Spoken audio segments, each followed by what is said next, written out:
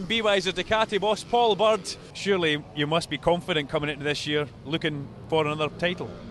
Well, never. I think if you come into the season thinking that you're going to have an easy run, you come across a lot more problems. There's a lot of good riders here, and we've got some riders come from World Superbike, so it's going to be a tough year. It's the best domestic championship in the world, so nothing's ever easy. So, but I'm sure he'll still be the man to beat.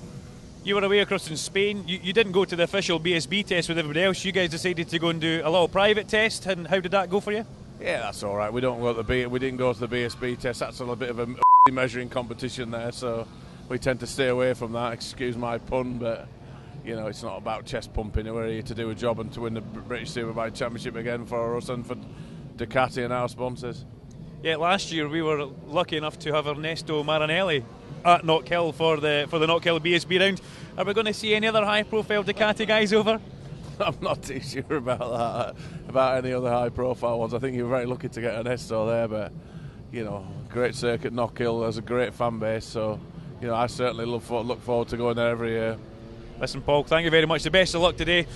Keep your eyes out in the Be Wiser Ducati boys. They're going to be fast all year. 5 titles. Who can believe that? And as he said, he's got more in him. He very pointedly said to Matt Roberts, I've got more that I want to achieve yet, and there's no lacking in motivation so far that we can possibly see. Shane Byrne joins us now right outside the Be Wiser Ducati garage here, and it's fabulous to catch up with our 2016 champion as we move into 2017. Knockhill for you last year, a crash in the first race and then came back strong to win the second race. It's a place where you've always gone really well. Are you looking forward to the trip back up the M6 in June? I'm not looking forward to the trip up the M6, I'm not going to lie, but the flight up to Scotland I don't mind.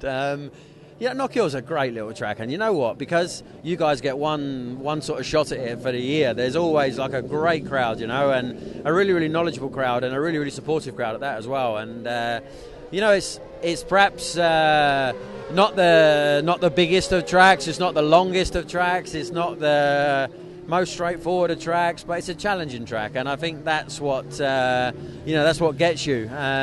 You go there and within maybe 10 laps you're maybe 2 temps off where you need to be, but finding them last 2 temps, everything's got to be right, and that's the cool thing about it. And then finding them 2 temps for 30 laps at a time is even more difficult. I've heard you say around Knockhill it's very easy to follow somebody on their back wheel, but it's actually hard to lead and pull away.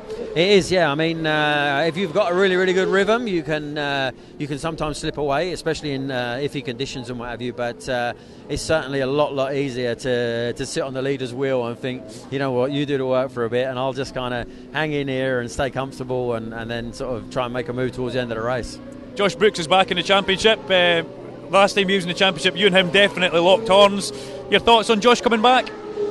Makes no difference to me. I couldn't really care less, to be honest. But not because of any aggro between Josh and I, just because it's just another competitor. I actually really enjoy racing Josh because he's a really, really hard racer, but he's a really fair racer.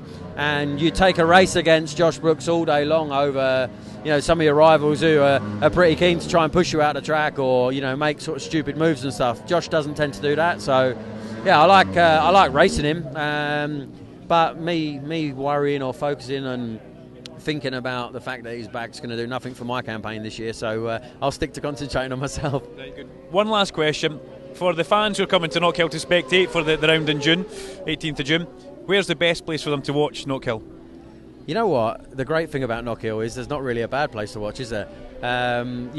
Depends what you want to see. If you want to see some big lunges, then you need to be at the hairpin. If you want to see some big then you need to be at turn 1. If you want to see some absolute chaos, you need to be down the bottom of the Scotsmans and places like that. That way you get to see the chicane and everything. Seeing the exit of the chicane's good. Watching the corner onto the back straight. Sterling's, is it? Clark's, sorry. That's a good place because that's where a lot of moves get lined up. So I'd honestly say that there's not really too bad a place to stand there. You had a fabulous year last year. I interviewed you at Knockhill and you said, look, I just want to go about this methodically. I don't want to crash the bike every week I'm on it. And you were stellar last year. Coming into this year, hopes a little bit higher possibly? Now the learning year's been and gone. It's I'm riding for my future as well. You don't ride, you don't get anywhere in this game, and that's where we are. So Yeah, there's enough expectation from myself where we're ready to push. I feel good. One last question. Knockhill, you've come there, you go well there, we love having you there. You must be looking forward to coming to visit us again. I thought you were going to tell me I'm Scottish there next as well. Well, we're talking Scotsman. It's as close to home as what we have at BSB, and I always say the Scottish and the Northern Irish people are quite alike. So I love going there. It's one of them tracks you get there and it looks so different to like your Grand Prix Silverstones or whatnot. But as a rider, it's fantastic to ride at, and I think the spectators love it too. So yeah, it's real on Knockhill, and it's usually sunny as well, which is weird. It's halfway up a mountain, but it's a fantastic track.